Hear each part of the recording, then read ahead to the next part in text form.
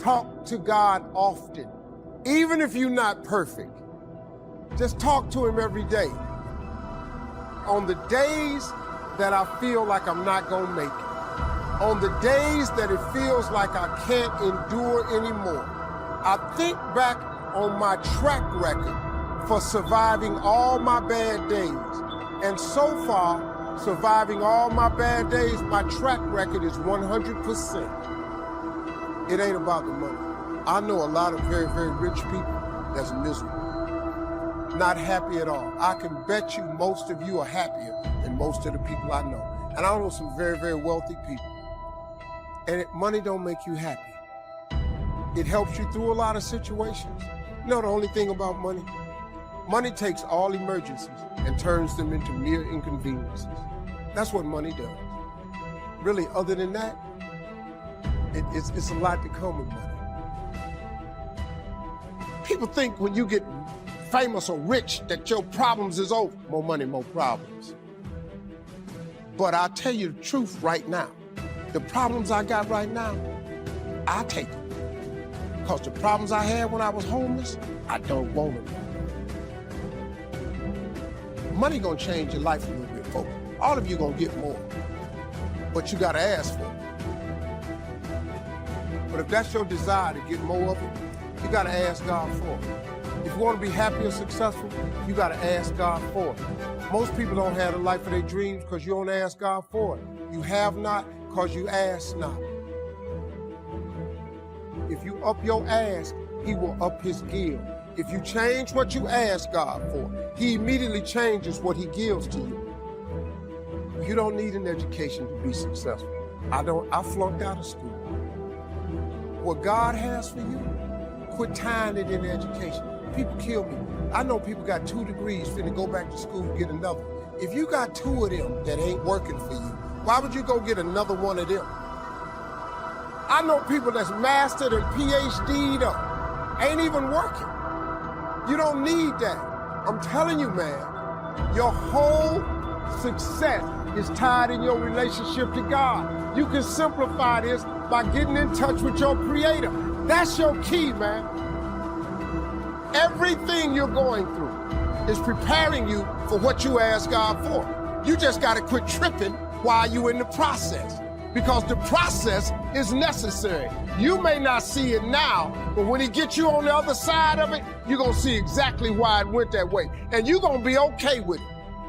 But quit tripping during the process. Oh, Lord, why me? You ain't the only one.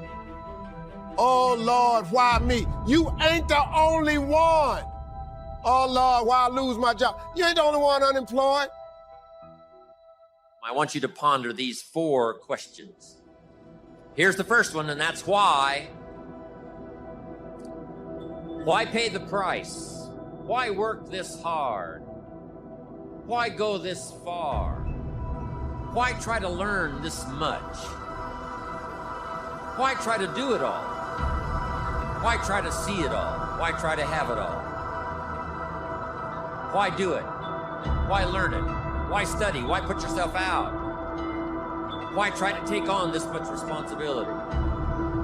Why develop yourself to the full? Why try to become all that you can possibly become? Why try to earn as much as you can earn, share as much as you can share, develop every skill you possibly can, see every human you possibly can, go to every class you possibly can, touch everybody you possibly can? Why do that much? Why go that far? Why share that much? Why give that much away? Why try to see everything? Why try to do everything? Why try to become everything? That's a good question, why? And you're the only one personally that can answer that question for yourself. You've got to have your own list of whys. Work on your list of whys. One of the big thrusts for success is to come up with a strong enough why. And if the why is powerful, the how is easy. But if the why isn't strong, if your goals aren't powerful, if the vision isn't clear, the old prophet said, without a vision we die, without a vision we perish. Without a dream, we're nothing. I'm asking you to sit down with your family and develop a dream strategy. I'm asking you to make a list of what you want. What kind of health do you want? What kind of skills do you want? What kind of income do you want? What kind of gifts do you wish to bestow? What kind of power would you like to have? What kind of influence would you like to have? I'm asking you to go home and work on the why. Spend some time as you fly over the clouds and over the ocean back to where you came from. I'm asking you to have a vision by the time you've reached home of why you want this kind of income, why you want this kind of recognition and these kinds of skills. I'm asking you to develop your own list of why. Now, here's number 2. First question to ponder when you go home is why.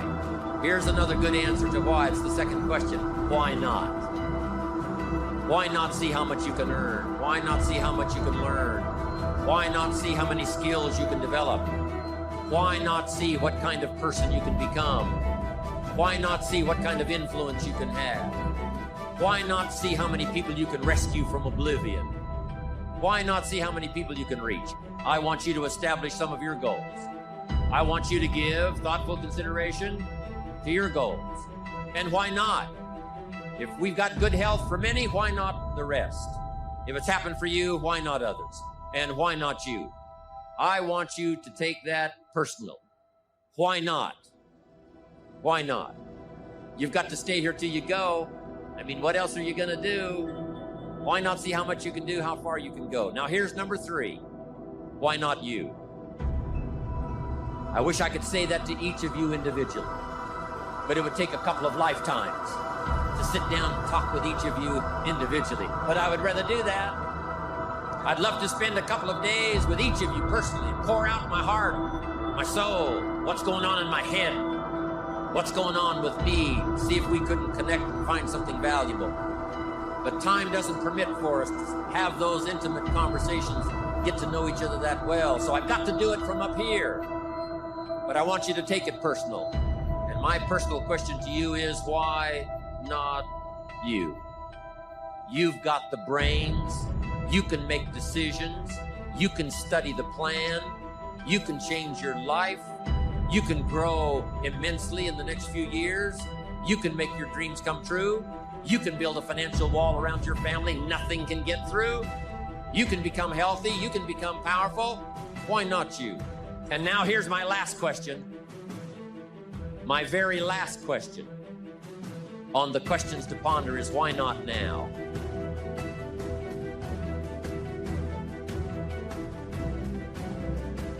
Through all the things I've gone through in my life and a lot of downs, how did I keep the faith? There was a couple of reasons. Number one, I know from living that if you quit whatever you're trying to accomplish, if you quit, whatever you were trying to accomplish can never happen. There's not even a remote possibility. If you quit, there is no chance of it popping back up again, coming back later. Quitting is guaranteed failure. Now, when you're trying, you're going to fail. But quitting, just stopping, that was the number one thing I understood. And then number 2, you have to make sure that your dreams, your aspirations and goals are so big that not accomplishing them is not an option. What is commitment? Commitment is the salesman who says, look here, I'm going to make $1,000 today and I'm not going home. You can turn the lights out. The janitors could be here running the vacuum cleaner. I'm not leaving here till I do it. I used to be a door-to-door salesman. I had X number of TVs. I had a minimum amount that I knew I had to sell every day in order to provide for my mother, who was ill at the time, who had lost her job at the M&M cafeteria because of arthritis. And I said, I'm going to go door to door. And sometimes I would not come home until 1 o'clock at night, knocking on people's door, people closing. What do you want? Would you like to buy a nice working month's television set, no money down? No. What about an Emerson TV? No. Thank you very much. Do you know anybody else that would be interested? No. Thank you very kindly. Knock on another. Hello. Would you like to buy a nice working television set, no money down? No, get away from our door. Thank you very kindly. Do you know anybody else would be? Yeah, my cousin, he lives 2 doors down. Thank you very kindly. I tell him you sent me. When I had your cousin told me that you wanted to buy television set, told me to come here and talk to you, got a special discount for you. Yes, come in, I'm interested. I would just keep right on. I would not go home until I did.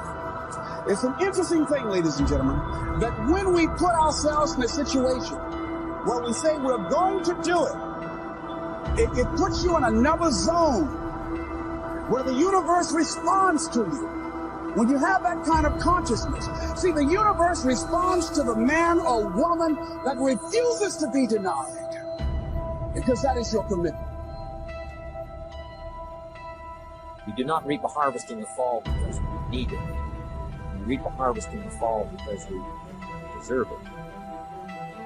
Not necessarily from a moral standpoint. Of course, there are some moral laws as well, spiritual and moral laws. But just the basic laws that simply say if you wish to reap, you must plant. So jot this down. Reaping is reserved for the planters. The reason they reap is because they deserve it. They're the planters. They deserve it. Pull yourself together and quit tripping because you in the process. God is processing you. He ain't through with you. If he was through with you, you would not wake up in the morning. He gonna fix it. Everything is wrong. First of all, let me tell you this right here. Why are you tripping? I look back on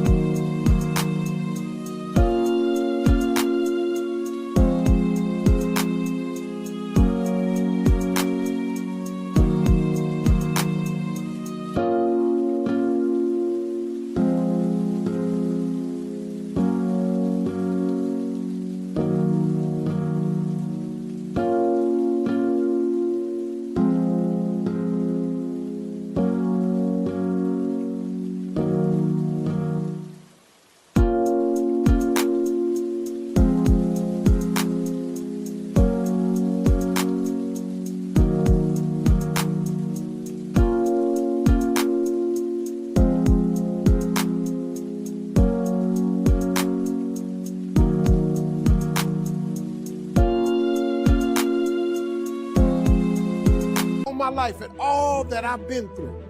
So the stuff I'm currently going through, I have built up enough reservoir that living in the car taught me that this ain't it. So the things I'm going through now, I know this ain't it. That he gonna come get me in a minute.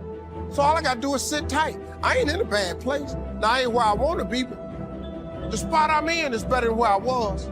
I ain't homeless. Everything that's happening to you is God is processing. Every difficult moment you're having, he just processing. That's all he's doing. Everything you're going through is preparing you for what you ask God for. And if you need to be tough when you get to where you're going, then he gonna toughen you. If you gotta be more caring along the way, he gonna let you have some trials come your way that's gonna have to produce that in you. See, the route you on right now is the route you got to take. And it's very uniquely yours. This thing you going through, this just uniquely yours. You just got to understand you ain't the only one. You ain't the only one going through it. Now, in the order that it's going to happen, it's just yours. You have not because you ask not. It simply say you have not because you ask not. But you don't ask because you ain't got that together. When you ask God for something, quit tripping. He got it from him. God can't give you what you want because you want to hold on to what you got. You all in the way.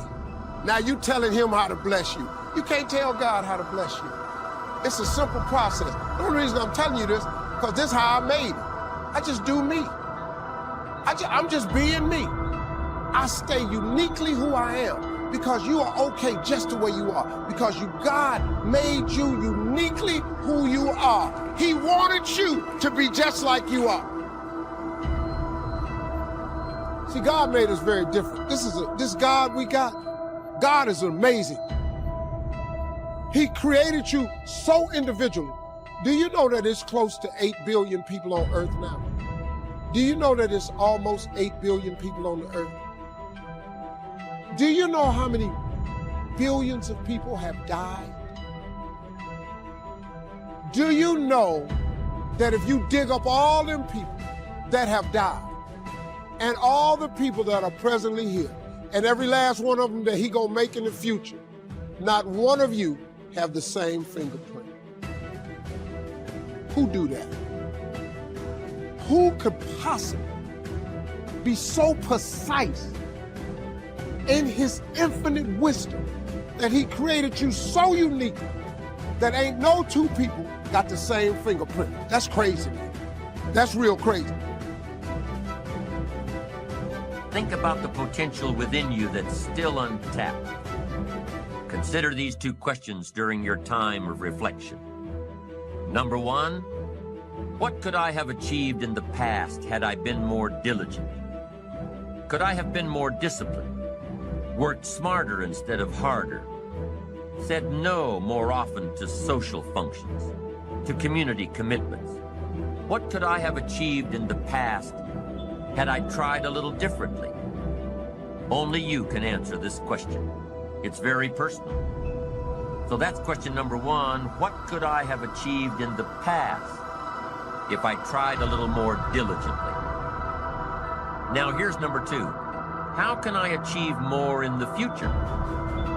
Well, if you take some quality time to thoughtfully answer question number one, you'll probably have a clue as to what's needed in the future. Do you need to work more diligently? Do you need to be more disciplined? Do you need to work smarter instead of harder? Do you need to say no more often? Do you need to manage your time better? That's one of the keys to reflection. You can put down on paper what worked for you in the past and figure out ways to translate this information into the future. You can design your better future if you can learn from your past. You can face your future with more excitement, more anticipation.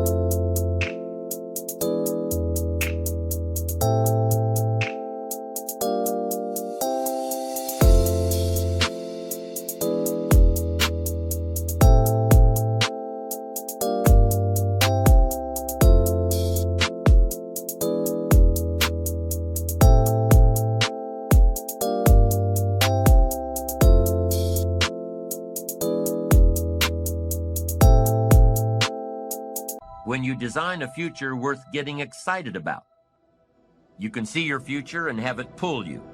But don't forget to appreciate yourself for what you have done so far, for what you have done today.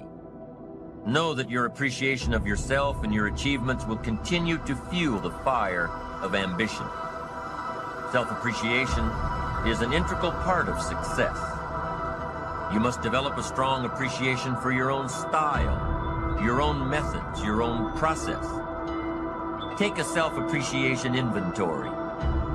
Ask yourself a few questions. Start with number one. What have I achieved in the last 4 days, the last 2 weeks, the last 6 months, the last year, the last 10 years? What have I achieved during these time periods? Write it down. Take a self-appreciation inventory of all you've done and all you've accomplished and all you've become. Take inventory of yourself. Now compare this list to your goals. Have you accomplished all you set out to do in the last 4 days, 2 weeks, 6 months, 1 year, 10 years? Compare your list. Maybe you've been so busy trying to reach your goals that you haven't taken the time to sit back and reflect on where you've really been. Look back at your list and say, wow, I really have been through a lot. I really have learned a lot. Look what I've done. Look what I've become. I wasn't like this 10 years ago, or even 1 year ago.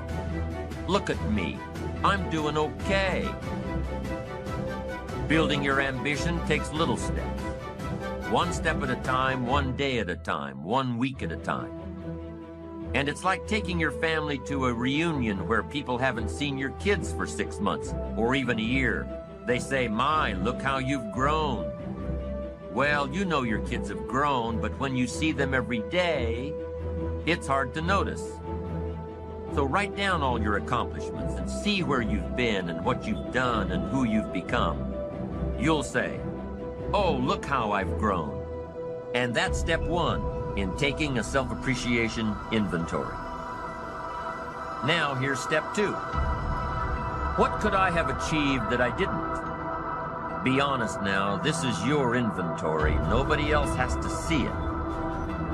What could you have achieved over the last week, the last month, the last quarter, the last year? What could you have achieved that you didn't? Would a game plan have made a difference? Would your direction have made a difference? Would greater preparation have made a difference? Would more discipline have made a difference? In how you changed your habits, changed your life? Would time management have made a difference? Major time over minor time? Ask yourself, what could I have achieved that I didn't? Now take this one step further with number 3. What do I want to achieve in the next 4 days, the next 2 weeks, the next 6 months, over the next year, over the next 10 years? What do I want to achieve? Well, all this falls in line with your goals. What you could achieve has to fall in line with what you want to achieve. What you could do has to line up with what you want to do. And what you could become has to meet what do I want to become. Everything affects everything. And through the proper disciplines practiced every day, through the proper disciplines, the what could I do has to match up with what do I want to do.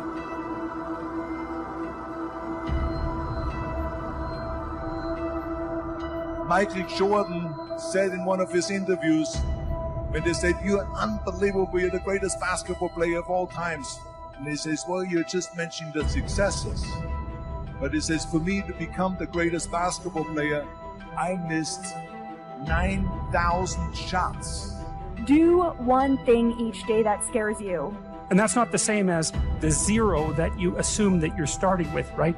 Because to not make a decision also has a cost. And sometimes the cost of not making a decision is far worse than the cost of making a decision, even if the decision is risky. And I start thinking about my own.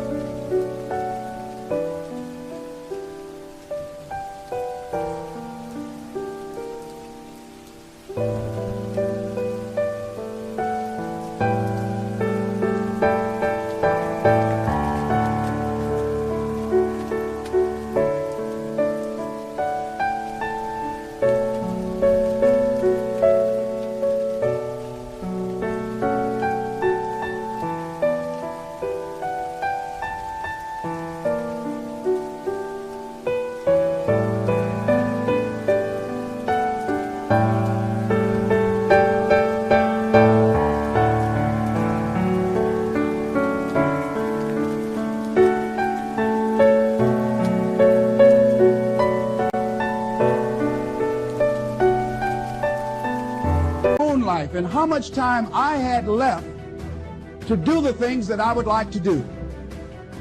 And at that time, I wasn't sure what my life purpose was, what my life's work was. When a door gets shut, all you gotta do is walk up the hall. It's more dope. And let me tell you about some of the other enemies we face, enemies on the inside.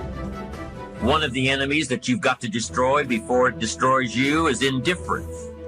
What a tragic disease, drifting away from your ambition. How about, not just because a higher good would be obtained if I avoided it, but because a terrible catastrophe would be averted if I didn't. And so you want to get your fear behind you, right? You want to get it behind you where it's pushing you forward instead of in front of you where it's stopping you. We are just one little molecule that is added to the equation. But you are the ones that is making it big. So you got to say, okay, what's the price if I just stay doing this? What's the price? What I need to really get scared if I learn all this and I don't follow through. And then that fear will get you over your fear. It'll push you through. Turn fear on itself. I live by that. Like, I let myself sort of feel the pain and the difficulty of being not where I want to be in whatever that area is, whether it's my spirituality, my relationships, my money. I let myself feel that pain because, as you know, there's two motivators, right? There's the gaining of pleasure, right? Wanting to go get something, chasing the dream. But then there's the avoidance of pain. But you can't let doubt take over. Doubt the past and doubt the future and doubt each other and doubt the government and doubt the possibilities and doubt the opportunities. I just want to, for a moment, I want us to be okay talking about fear. Because when we talk about it, we can disseminate it, we can minimize it into the nothingness that it always was. But first we have to be willing to step into it.